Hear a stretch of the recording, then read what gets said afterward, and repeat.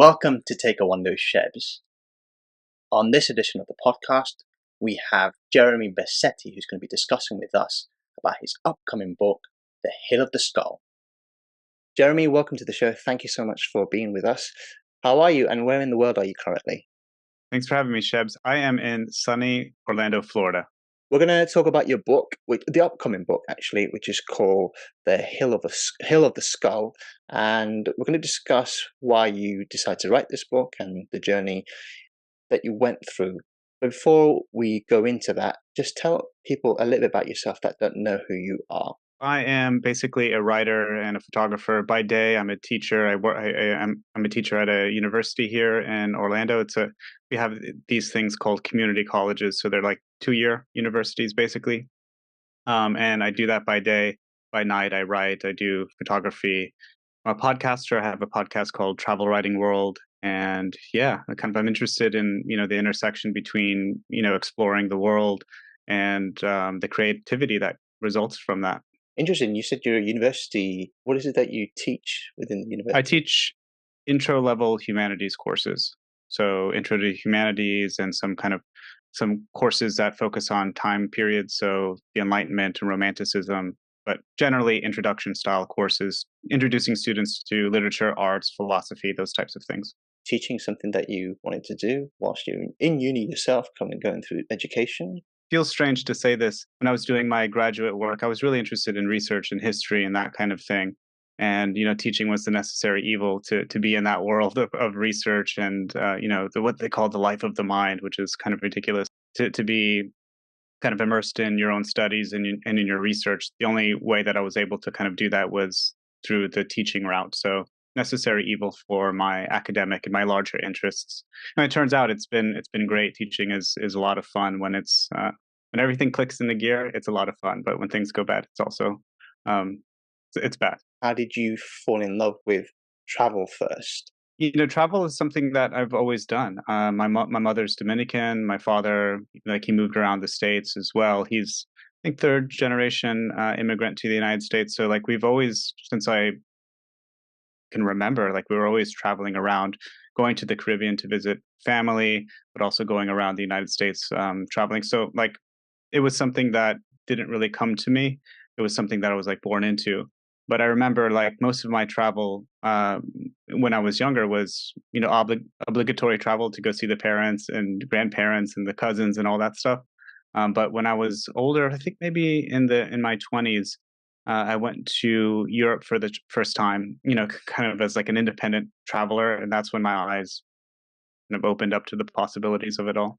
Would that be one of the most transformative experience that you had whilst you were traveling? Not one of the most transformative, but certainly it gave me the bug, right, to go traveling. I think the most transformative experience for me was part of my graduate work research. I went to Spain to do research in Spain in the archives there, and so the only way that I could afford that was to teach English there as well.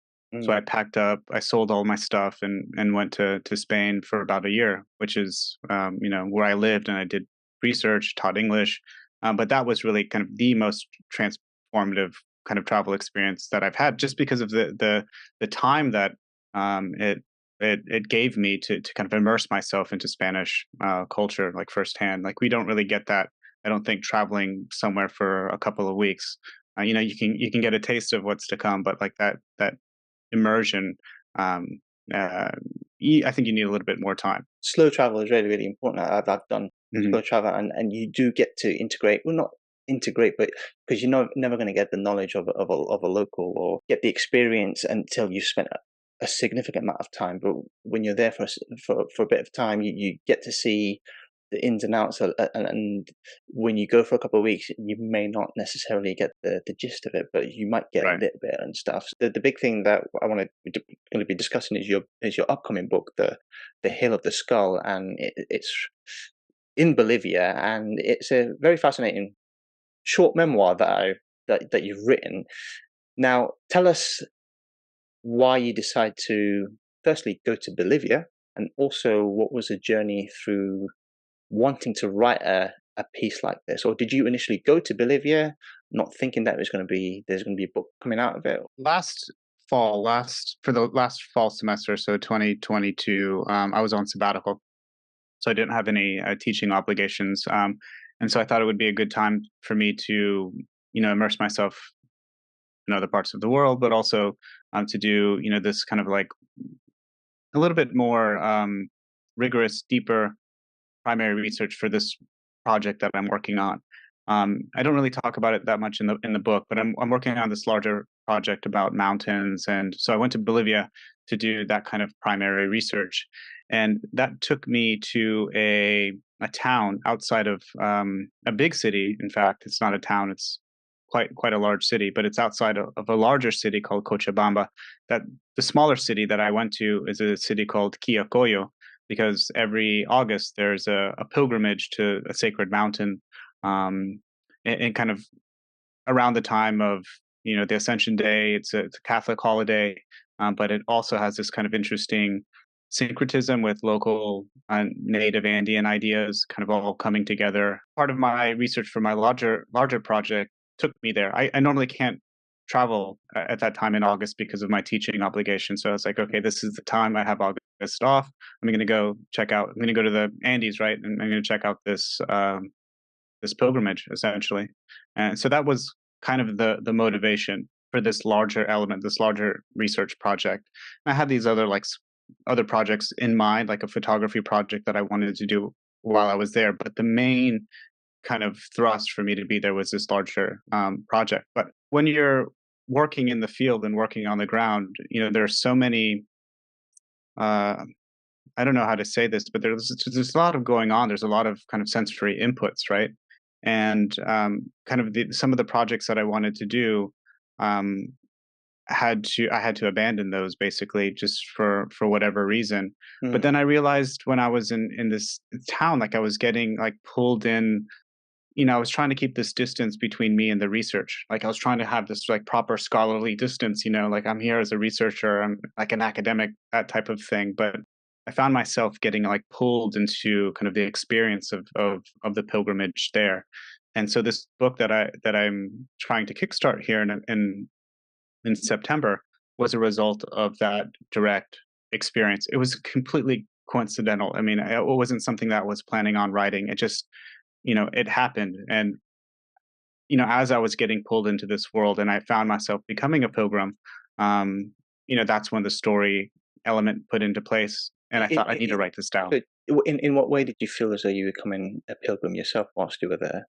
A lot of different ways. Like it's hard for me to explain, and hard for me to articulate. But like as I was there trying to keep my distance, like I couldn't help but think about my own hopes and my own desires, right? There's pilgrims that travel from all over South America and all over the world really to this pilgrimage site. And, there are people asking for things from the Virgin Mary and from Pachamama, right? There are people that are in like deep kind of states of suffering, right? They're asking for hope and forgiveness. And, this got me thinking about my own pains and my own issues and my own sufferings, right? And this kind of started pulling me in. I failed to mention that when I first went to South America, I was doing this like a pop-up newsletter thing online where I would send every night some images to a newsletter. It's like these are my experiences here in Bolivia. Here are some images. This is what I'm seeing. This is what I'm looking at. But when I was in this town, Kyokoyo, I took a picture of a shaman on the sacred mountain, and I sent the image of the shaman to my newsletter, and I got a reply from a longtime friend of the family, um, and her daughter, who's also a longtime friend of the family, was, you know, dealing with a brain tumor essentially, and she was asking if I could go talk to a shaman and get a remote blessing for her daughter. And all of these things just kind of came together, and of course I couldn't say no. And part of the story is me going back to seek out the shaman that I photographed in order to get a remote blessing. I remember when I was reading through the first passage, and I think you mentioned in the book that you were going through some marital issues as well, and partly one of the reasons why you went to Bolivia was to sort of seek out on whether well, to save your marriage. You've gone quite, I suppose, personal within the book. Was that again intentional? What you did, and when you were writing that, was it a difficult passage to write because it's quite personal? Absolutely. It's a memoir, right? It's about 7,000 words. It's not long at all. But these 7,000 words were the most difficult 7,000 words for me to write, and I think it's specifically because of that personal element to it, right? I've read in the past, years ago, uh, these books on writing memoir and the craft of writing memoir. The one, the author's name, last name Care comes to mind. But and she mentions like, look, if you're writing a memoir, if you're writing about things that are deeply personal, if if it comes too easy, then you're not doing it right. There's this certain element of like I felt personally that as I was writing this, it was struggling with these ideas and these feelings and these emotions. It was hard for me to put that together, and it was really hard for me to send that draft to some editors and some friends to have them read it as well. My wife, when I sent her the draft, I was shaking in my boots. This is um, vulnerable. Uh, this act of giving that story to someone makes me feel very vulnerable. I don't know if that's an experience that a lot of memoirists have, but I certainly had it. It's not like writing a feature where we're telling other people's stories, right? This is a deeply personal story, and I think that's what makes it so hard. With me, there's a sort of a rule. If you don't hook someone within the first 200 words, you've lost the person. It's the same thing with, I guess, when you're Mhm. reviewing a movie. Right. You give yourself at least 20 minutes to make sure that you're hooked, you're invested into the story. And I think when you're writing a memoir, as I said, any travel book, and I've interviewed quite a lot of authors in the past couple of years, it's the initial hook that it's with anything really. I suppose with writing any articles, if you don't hook someone within the first few words, then it's not going to work. And especially with it being a quite short memoir as well, it's vital to get people hooked into it. And I feel as though you succeed in that. And It's hard, right? Writing a memoir because you want to write it also to kind of entertain and not entertain in a superficial way, but you want your readers to to be entertained in some ways, to follow the story, to be vested in the story. And when you're saying that it's a storyline that like kept you wanting to read more, that that's the best thing a writer could hear. So what would you like people reading to take away from the book? that's a hard question to answer. There's a lot going on in the book, and maybe the book does a few different things.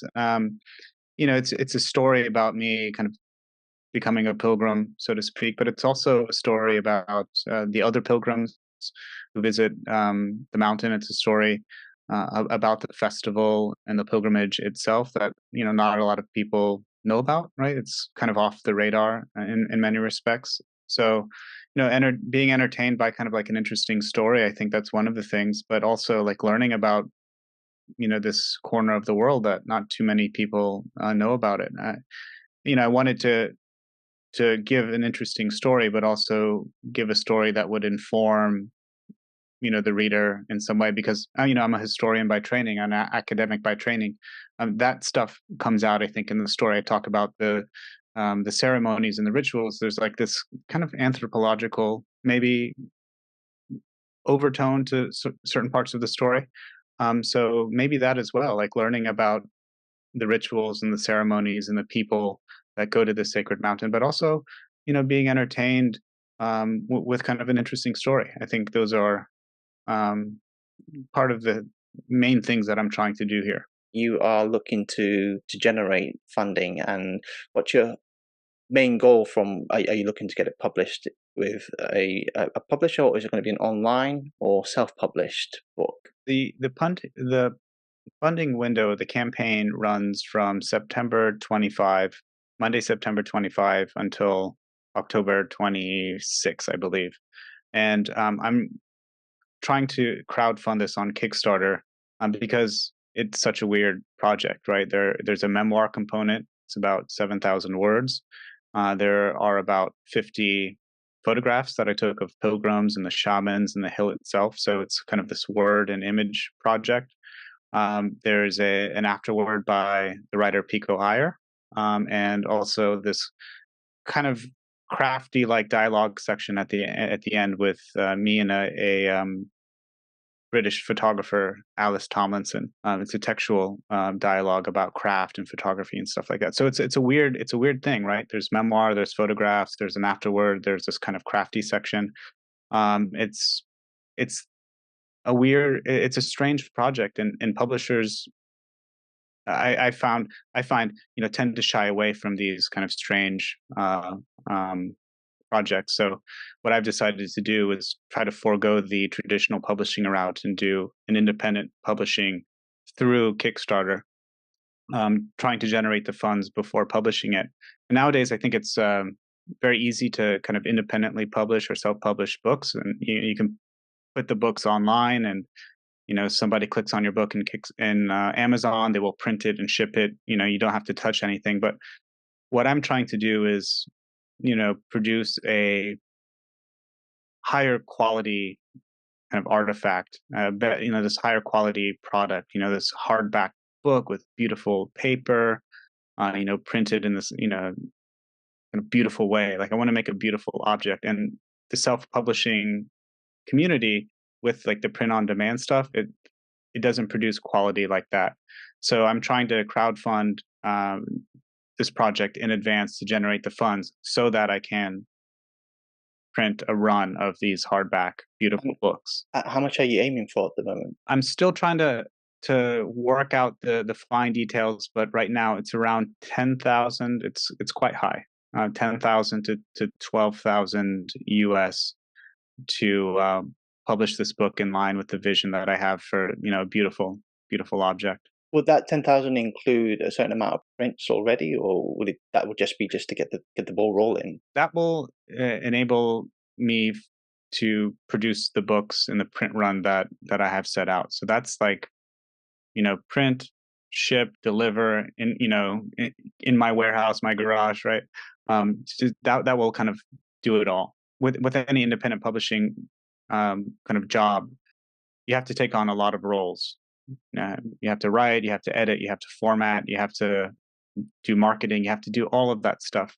But part of that funding goal that I have will help me hire someone to do like the copy editing, and also like to do like some format cleaning up for the files to get everything print ready. There's a lot in the back end that's going to fund. Is this your first book, or have you written books before? I've written books before. I've written a historical fiction story about Spain. I actually independently published that several years ago as well, so I know how like the indie publishing world works. I've written forewords and essays for other books, academic and non. But yeah, The reason why I asked that question was because it sounds like quite a tough thing to do, going through the independency. And if you're fortunate enough, people listening having a literary agent and everything's done for you, it makes life easier. But the journey again to get this published will probably be more satisfactory, because you're having to do it all yourself, and it seems like you've got some experience, and it's quite a tough. Which is why obviously you're trying to get people to buy into the vision and buy into your story. Is you mentioned quality? It has to be of a high quality. primarily because of the images, right? I call this a photo book memoir because there's an equal amount of photos as there are kind of this, like the text section and the photo section, I think go hand in hand. In the print on demand world, they can produce a pretty good book, but I found the level of quality that the print on demand independent publishing world produces is not really um, of a high standard, right? And so like the photo book world, they if you go like and get a proper photo book at the bookstore, right? This is a high quality paper quality is really high, print quality, offset printing um, is really high. You just can't get that with print on demand. And if for a traditional publisher to produce a book like this, the margins would be too small for them. So that's for these reasons I have to go um, independent and do this high quality offset print run on my own and not do the print on demand stuff. I want to be positive and say when this book does well, have you got ambitions to do more of these little memoirs? Well, we'll see. I mean, I like the form. The form of this is kind of word and image, right? Something that I studied when I was in grad school. It's kind of like this nerd topic, but it's like this interesting form. It's like you have words and you have images, and they complement each other. So it's an interesting it's an interesting form. But I would say here, with my experience with this book, I mean, it was a story that I really didn't plan to write at the beginning. Um, so I don't know what that would look like in terms of like planning to do something like that. Of course, you can't. There are a lot of people that are doing interesting things like this. There's a guy named Craig Maud who is independently publishing these types of word and image books about his life and his experiences in living in Japan. So there are a way for people to do that. What's the future for me after this book? I don't know. Um, we'll see. We'll see how it goes. Question about Bolivia itself, and Mhm. when you travel there, since you've now gone, what's your thoughts on the country? And I'm sure you would want to be going back very soon again. First time in Bolivia. My connection was with the country was purely through books and research. So I knew nobody there. I just knew about its history, and I really didn't know that much about uh, contemporary politics and social issues in the country. I was more kind of historically minded with Bolivia. Um, so that was a challenge, but I speak Spanish, and I was able to, you know, make it work. Navigate quite easily Bolivia's because of the language. Yeah, yeah, yeah. And it's I would imagine that if you don't have Spanish, it would be kind of difficult, just because of the proficiency of English there is not very good, but um, it's a beautiful place, interesting place. I spent 30 days there, and then I crossed over at Titicaca into Peru, and as soon as you cross that border, you can feel a difference, a change. And it's hard for me to explain, but there's a lot more comforts as soon as you get into Peru.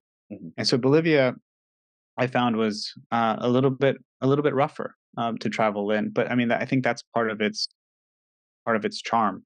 And I say that sounds weird for me to say, but you know, it's a difficult country to travel through, but it's also a fascinating one to travel through. The altitude gets you. Yeah, I know because I've been to Lake Titicaca myself in Peru. I didn't quite make it to Bolivia, so I understand the altitude side of it. You have to get used to it. And but when you were saying it's quite rough compared to Peru, is that because of Peru being slightly more, I suppose, wealthier country? Yeah, I mean, and those are the comforts that hit you as soon as you cross over the border that I found. Bolivia is one of the poorest countries, in this side of the globe. Spending 30 days in Bolivia, it's like that there's not enough time to see it all. Right? It's a fascinating place. It's something. There's people. What you don't expect it, and yeah, I would love to go back. I don't know when or if I'll go back, but I have my 10-year visa, and I'd love to go back whenever. For people who are fascinated about any South American countries, you just have to go and explore and find out for yourself, because then you will see what it's like, and then you can make your own judgment. Before I let you go, Right. Jeremy, important information that is needed for people to get in touch and perhaps help you with the funding. So let us know where we can get involved. The best place to go would be my website. It's jeremybassetti.com. That's BASSETTI.com. So like two S's, two T's. And there you'll be able to find the links. But if you go to jeremybassetti.com/skull, that'll take you straight to the Kickstarter page so you can check it out. And I would love your support. Let's make this happen together. there's some interesting rewards, some cool rewards that I'm offering for backers. The book, the beautiful book, that might be quite expensive, maybe a $40 book, but I do plan on offering some more affordable options, like paperback version, print on demand, that I just spent a lot of time talking talking poorly about. But just cheaper, more affordable options to have there. So if people want to support the project, but they can't financially support at the level of a hardcover book, they can support with like an audiobook version or paperback or ebook version, things like that. Hopefully, fingers crossed, it succeeds, and people listen again, get in touch, fund as much as you can, and let's get the book up and running. Jeremy, thank you so much for coming on the show. I really appreciate your time. I wish you all the best, and I'll speak to you very soon. Thanks so much, Shebs. Don't forget to subscribe to my channel and hit the bell button to never miss an episode, and watch all my previous episodes from the show. You can also follow me on all my social media platforms. That's it for Take a Wonder, Shebs. Hope to see you all soon. Until next time, bye for now.